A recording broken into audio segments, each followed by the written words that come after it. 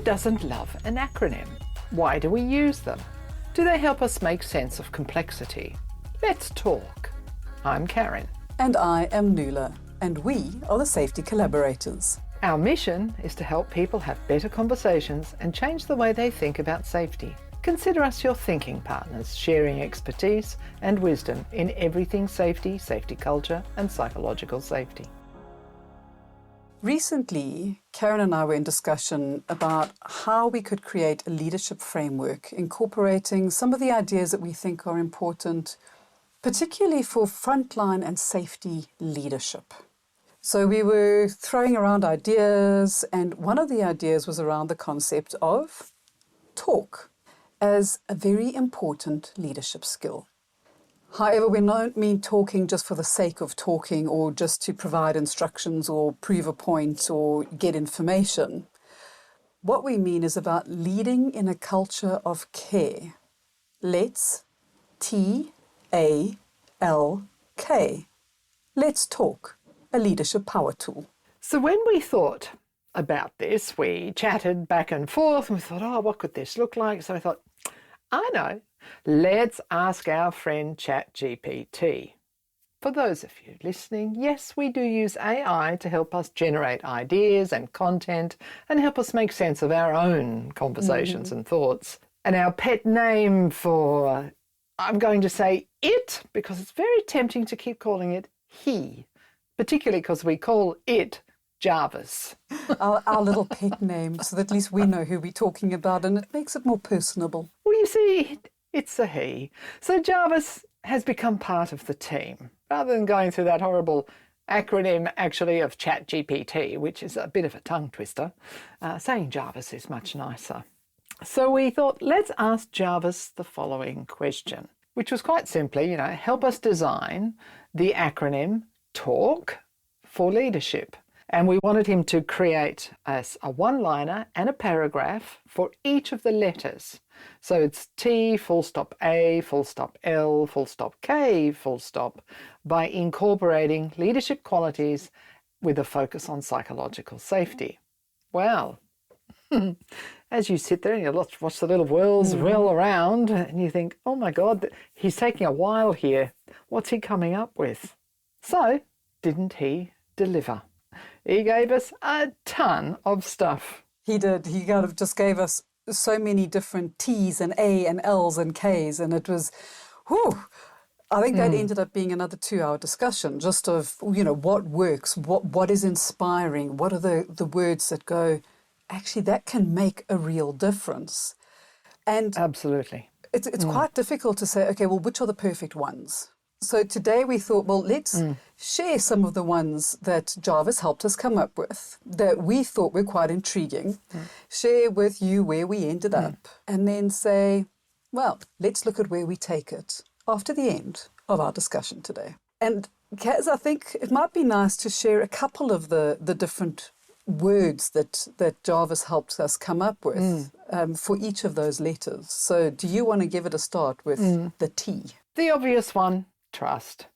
Trust is, so he came up with quite a few. Trust, of course, transparency, and I quite liked thrive. When we went through each of these, there were probably a dozen for each of the T.A.L.K, and we talked about quite a few, and it took a while to really land on this. So it's not about taking what something has been generated verbatim. So it really was, okay, let's talk about it. So we talked about each one. So trust, well, we know that that's actually pretty fundamental to leadership, to teamwork, to building a culture of care. It's fairly foundational for psychological safety, particularly between individuals. So, building trust is a really important one. Transparency, another one. We talk a lot about that, about how do we be transparent in our communication, how we converse with each other, how we have conversations, how do we be transparent about safety practices, are we able to be transparent about what disturbs us, what doesn't, what we think is safe, about incidents that might be happening. Yeah. So transparency was a pretty high contender. Transparency about the decision-making process, about how procedures are actually even put together in the first place. Yeah. I mean, I think we had so many debates just about that word alone. Absolutely. And then we have thrive. What a fab word that was. And thriving, what do we mean by thrive? Well, we want to encourage individuals and teams to not just be at work and not just hang out and, get there at 8. And not just survive. But really feel like they have a bit of purpose and therefore thrive in a safe and supportive environment. And so thrive, I think, is a terrific word. Yeah. It really, really is. It gets quite a few points on the scale of 1 to 10. It did. We could have actually done a little spreadsheet with a little... We should That would have. have been a really nice visual, wouldn't it? A little spreadsheet with a rating of 1 to 5 for each of these to come up with the thing. But we went more with gut instinct in the end. But we'll share that a little bit further down. Listen on. So what about our A's? So the A's were also, I think, some fabulous ones. We had the one that I think many people think about for leadership as well as for the people we work with, which is accountability. How do we encourage accountability that makes sure that every individual takes responsibility for their actions and the decisions related to safety, not just when people are looking? So across the full spectrum. And the second one, which was great, was awareness, because that's something that we really want. We want situational awareness. We want people to be looking up, looking around. If you think of the ABBY or ABBA principle, above, below, behind, either in front or all round. So we want awareness of hazards. We want people to be aware of what are the safety protocols. How do we reduce risk, especially in our high hazard or high reliability industries? And then the other one, which was an interesting one, because I think we both had quite different reactions to it. And that's amicability. An amicable leader, or fostering amicability within teams, does contribute to trust. It does contribute to creating positive interactions and towards psychological safety. And it doesn't mean being a pushover. It doesn't mean just being a yes man and making sure that everyone gets whatever they want, but it's around amicably finding the right path or right way of doing things. But it reminds me of when I do my weekly reports and our client goes, Nuala, you love using those big English words that we have to go and look up in a dictionary. Amicably could be one of those. What exactly is that? It could.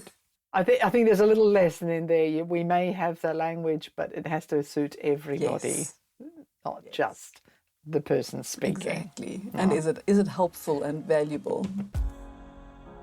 There was a few L's, so we have 4 here. Probably a pretty obvious one, L for leadership. So what is leadership in this context? So we had to think about that as well. So we talk about effective safety leadership, setting the tone for the organisation. So leadership is also about highlighting the importance of the culture. It's about being visible in many ways as a leader in terms of the safety culture and the practices around that.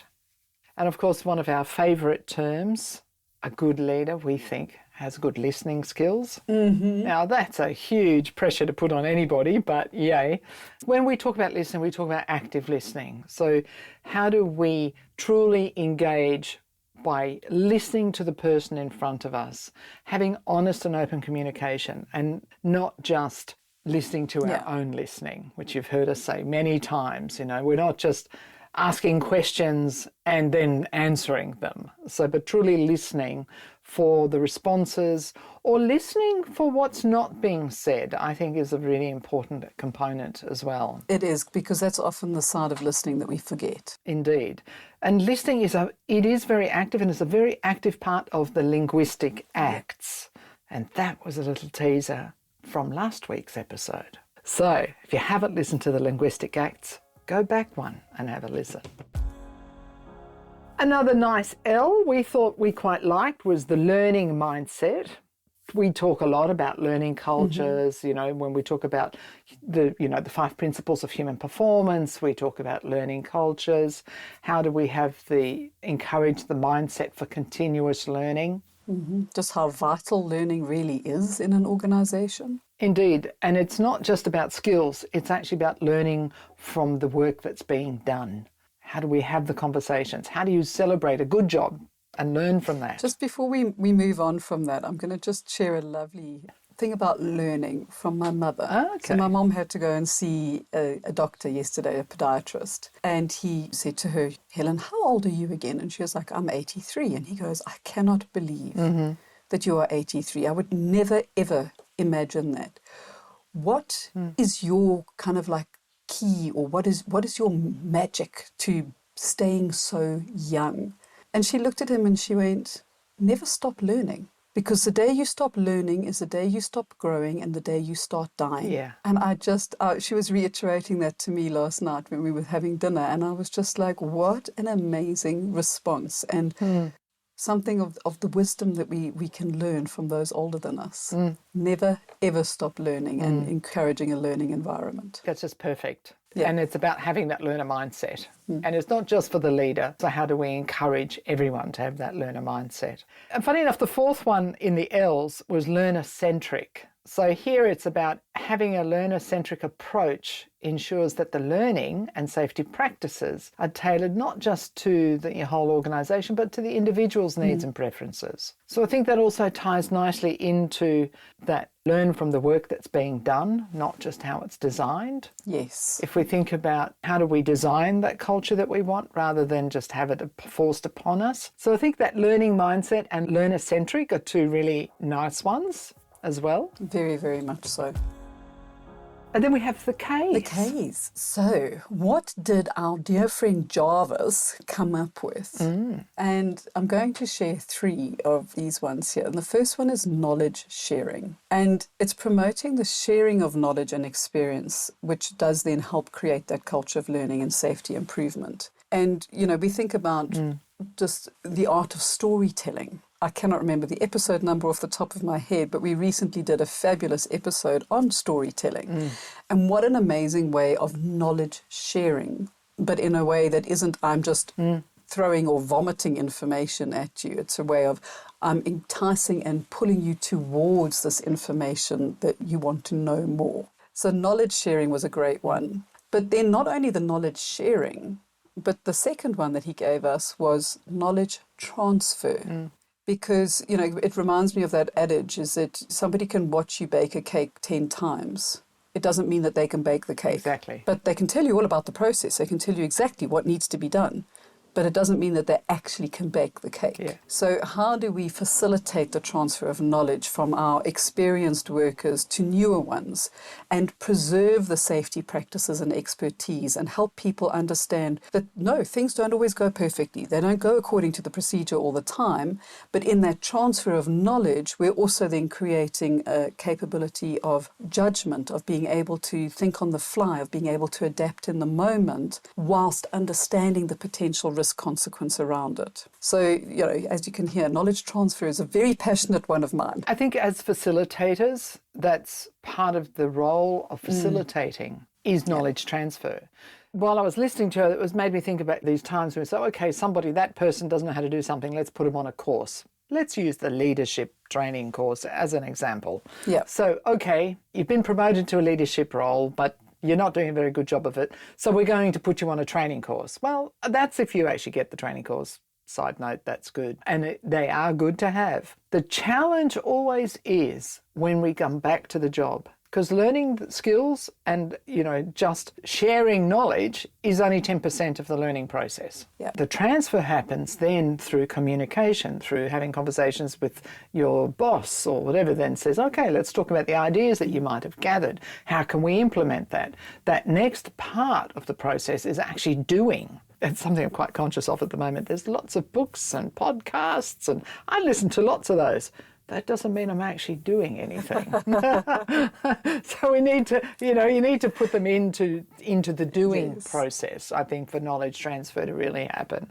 Hence, we do a lot of experiential learning when we're running workshops. Exactly. So that we can start to embody it. It so reminds me of the Elvis Presley song, a little less conversation, a little more action. More action, exactly.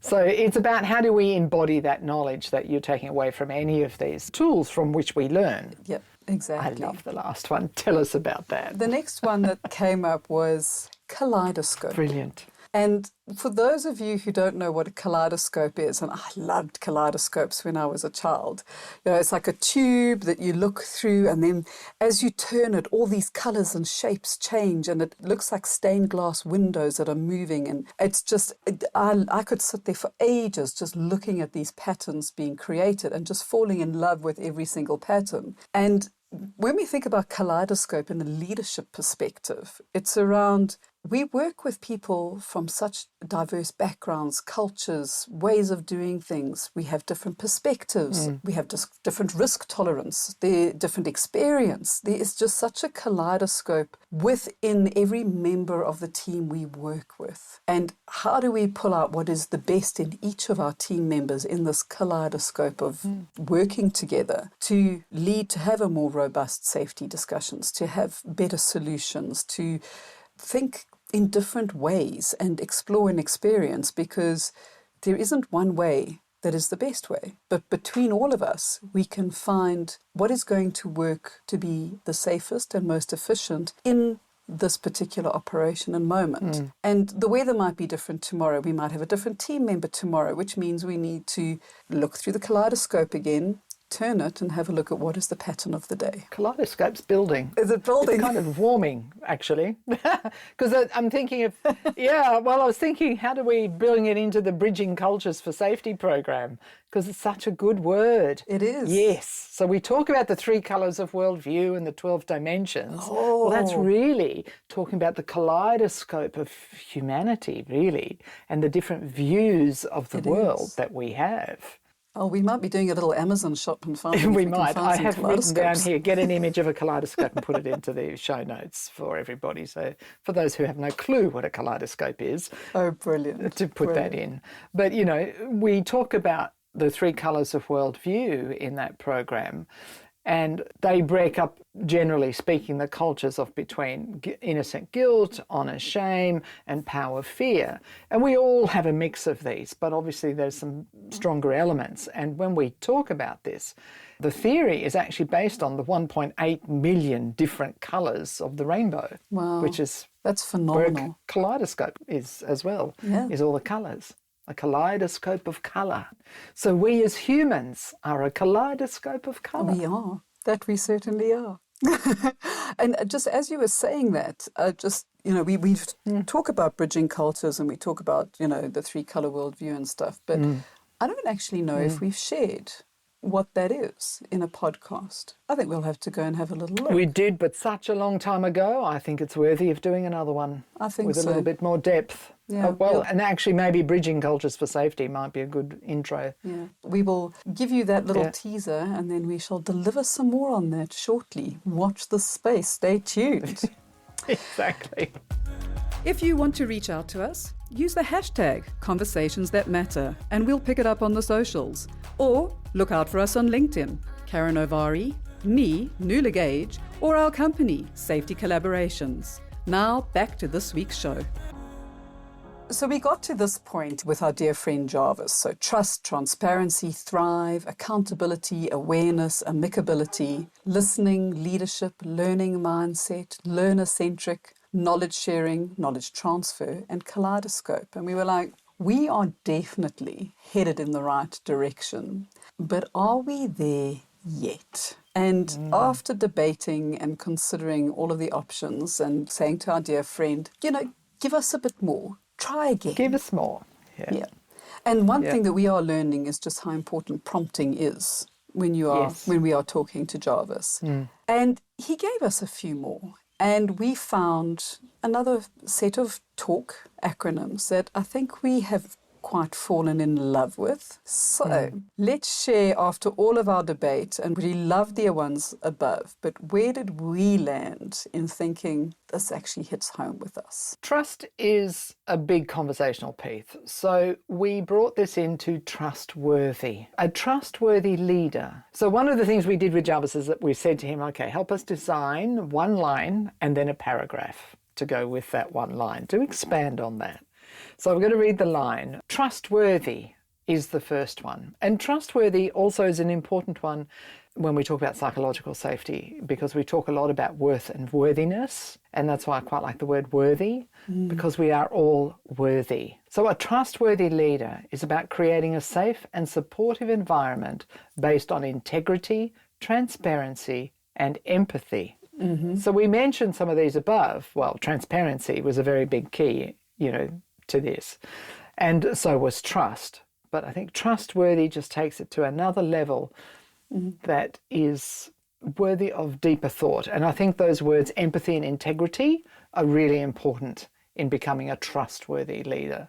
But it's about knowing that your leader has your back and is honest with you. And even when we spoke about transparency, transparency doesn't mean that I have to give you all of the information about everything. Transparency can also be a decision is being made and I cannot share the process with you right now, or I cannot share the information with you about the incident investigation we are doing. But when I can, I will.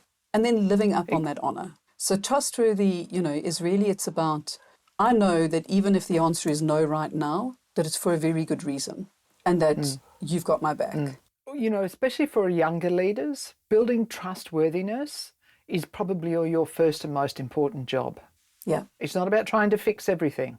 That's often a bit of an error trap, let me call it that. Because it can often break trust. Where leaders, we've landed in a new role as a team leader, supervisor, frontline leader, etc. And your first job is actually about building trustworthiness in amongst the team. You might come in here, right, I'm going to go and fix all of these. All those people have got things that they shouldn't be doing. Interestingly enough, as you build that trustworthiness, and you build integrity and transparency and have empathy, you'll be surprised over time half of those problems that existed will disappear. Because you create that space for people to be comfortable speaking up, that they will share ideas, they will take risks without fear, but with understanding the potential consequences, not just for the sake of doing it or getting themselves in trouble. And as a young leader, it's not your job to fix everything because you can't. You don't even have the knowledge to do that. And the person where there might be a problem, you don't always know what all the problems are. So empathy is a really important one. So having all of that, by being trustworthy, you foster trust, you establish the foundation of psychological safety and enables that collaboration and innovation and personal growth for yourself and for members of the team. Hence, we landed on trustworthy.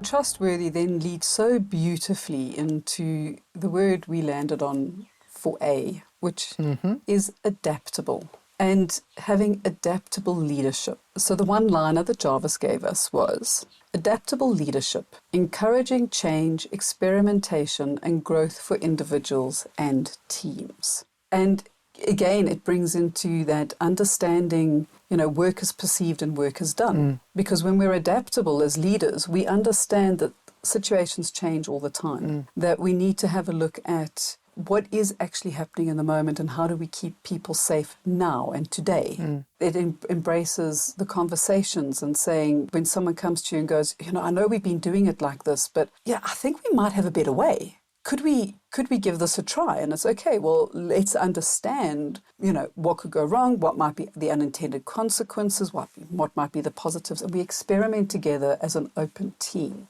And this is where innovation comes in. This is where people know that their ideas are supported, even if it's a case of, okay, we've ended the discussion and gone, all righty, we've decided that's not such a good idea. Sounded fab in the moment, but now that we've actually gone through it, but it may have spurred another way and better way of doing things. I think also if you show up as an adaptable leader, because, we've all gone to a meeting. Best laid plans Exactly. may not happen 3 minutes later.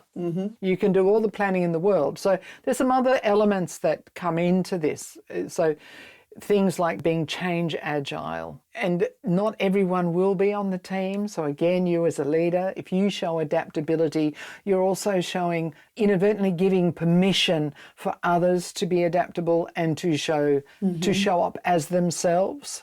Which is also important. So that helps to cultivate that environment of psychological safety. Oh, hugely. You just think about being able to voice your ideas and opinions, and your leader is receptive to that feedback. Is huge. because you can contribute, you can challenge, and it's a safe place to do so. I like the way that we've actually, in here, we talk about thrive again. So if you're adaptable, you're helping people to thrive. So remember, we talked about that word a little bit earlier.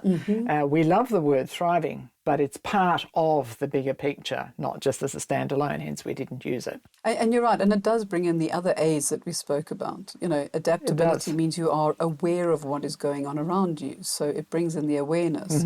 We hold each other accountable because we can experiment together, but we are accountable for the results of that experimentation and what we do as a team. Which also brings in then, I think, the word of respect, because if we're showing that level of adaptability and accountability, we're also giving permission and respect.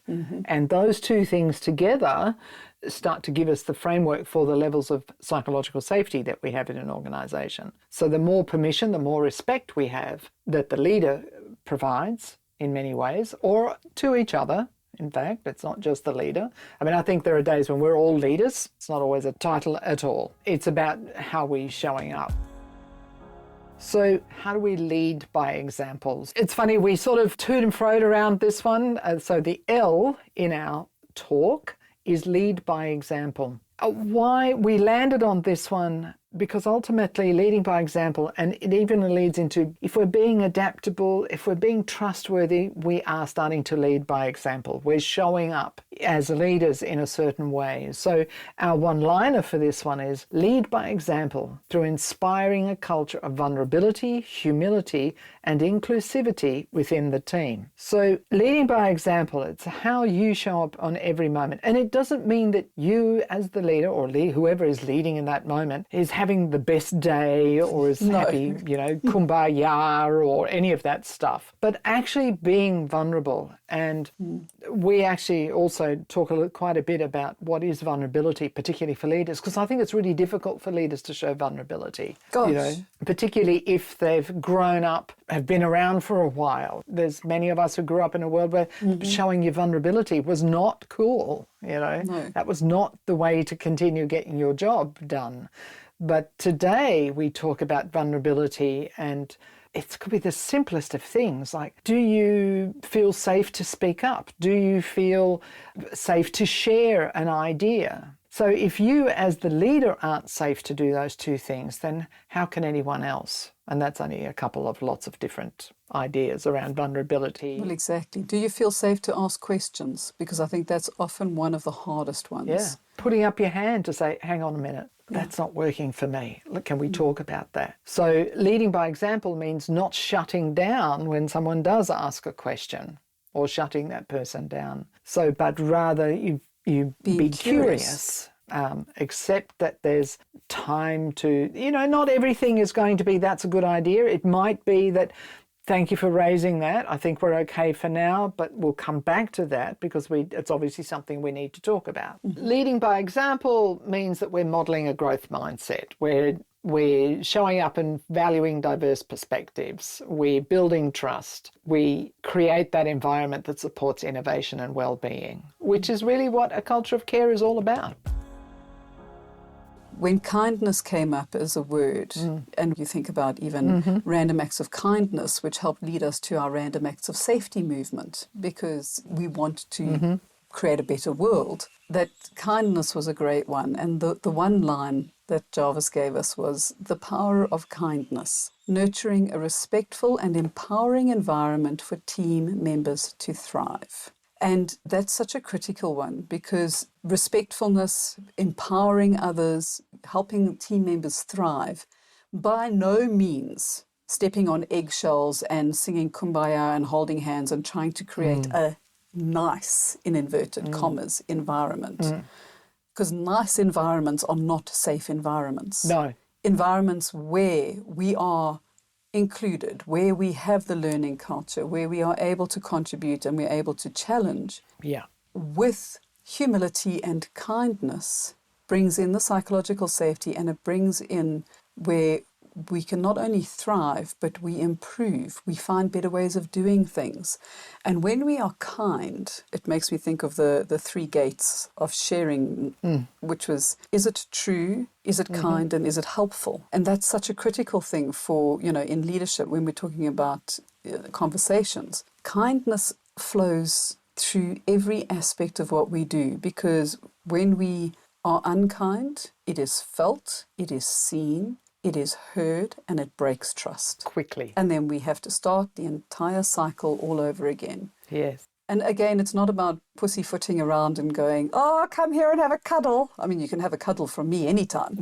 But it doesn't suit everybody. No, it doesn't. And it's not that kind of kindness. It's kindness in a sense of, is what I am doing, saying and expressing, being helpful to my team, to the organization, and creating a safer place for us to have, better conversations and improve what we do. I think kindness also leads into a couple of other nice words, and that is about legitimacy. We are all legitimate beings. So by being kind to each other, we respect that. And that's a good place to start. And it just makes me think of what you said earlier about worthy. We are all worthy. When we are kind to each other, we show that every person is worthy of being alive on this planet and being here. Indeed. So over to you. What do you think of our interpretation of the acronym T.A.L.K? We'd actually love to hear your thoughts on this. Now, we've changed things a little bit on our website. So on each page now, for each episode, we actually have a little section where you can actually type to us a little message. It doesn't automatically put you into any list, just to be clear. It was a direct email to us. So share your thoughts on the episode page. Send us that note. We'd love to know what you think about those 4 words and the acronym T.A.L.K, which we're calling T.A.L.K Leadership. And so we'd love to hear what you say. So let's co-create the acronym T.A.L.K, and we will then create a nice downloadable for everyone who helps us to co-create this. We may already have that, but that's beside the point. But it's a powerful tool. It is. And also, with your input, maybe there's something that neither Jarvis nor Karen and I thought of. Exactly. You can input and say, when I was listening to this, actually, this is the most important for me around leadership and talking in the T.A.L.K acronym. Yes. So our complementary tool to talk is walk. Walk. W-A-L-K. Watch, ask, listen, and keep improving. And you can listen to episode 19. At least we made a note of that one so we can remember which one it was. And there is a great downloadable around walk, which, just gives some tips and pointers of how do you actually go out and have a safety walk that makes a difference. Indeed. And just on that, I was reading a LinkedIn post this weekend by Clive Lloyd, and it was, about visible felt leadership, because that was something that was so high on the list of priorities, and then it kind of fell off the radar.